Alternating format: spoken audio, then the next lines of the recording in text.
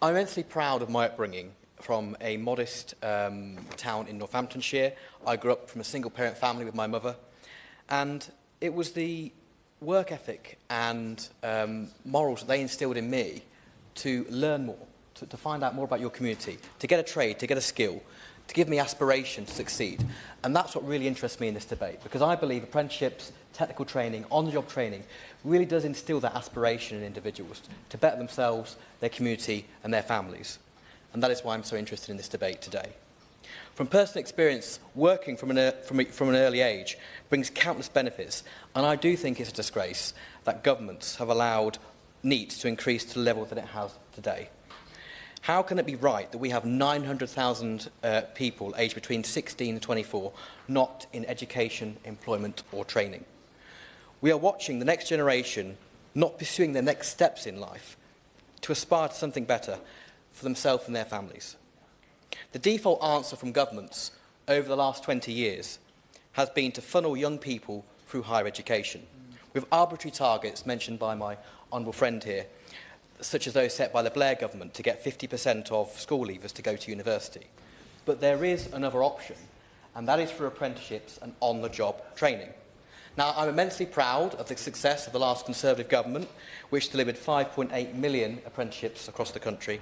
These apprenticeships offered young people the opportunities to get employment. Indeed, 70% of them were placed in occupations post-training.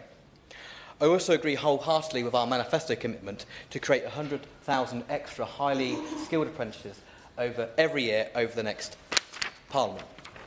But what's gone wrong? Whilst there have been many achievements, it's disappointing that there's been stagnation in this area over the last few years.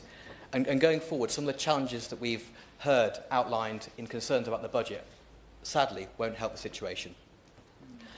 I've had representations from bodies such as Engineering UK and Multiverse explaining that the crux of this issue lies with the apprenticeship levy.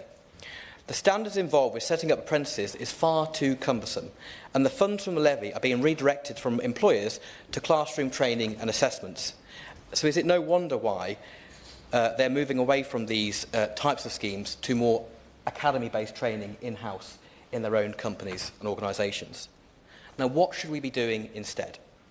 Now, there is much concern recently expressed, particularly on my side of the House, regarding the national insurance contribution changes. I don't see that helping the situation. I believe we should be encouraging employers to take on more employees, indeed through the apprenticeship route, so when they finish their apprenticeships, they can then stay within organisations. Just recently, in my constituency, I've had a number of small, medium-sized employers express concerns to me that the changes in the employers' national insurance contributions is going to mean they're going to incur thousands of pounds of extra costs, and they're going to have to look at stuff like this when they look at their forward planning and forward recruitment. So I do urge the government... No, I've got limited time. I do urge the government to reconsider these proposals. And finally, I think the tone needs to change from the top. Over many years, there has been this perception, at least, that apprenticeships, technical training, suddenly hasn't been on par with university education or with more academic routes. Now, I went through the academic route. My brother went through the apprenticeship work-based training route.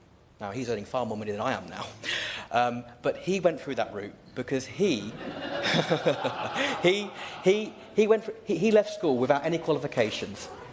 He left school without any qualifications, but he went to night school, trained himself, got an apprenticeship, went through the right route, learnt a skill, and is now being very successful. So, in conclusion, Mr. Chairman, I do hope the government takes on board the arguments I've put forward. Thank you.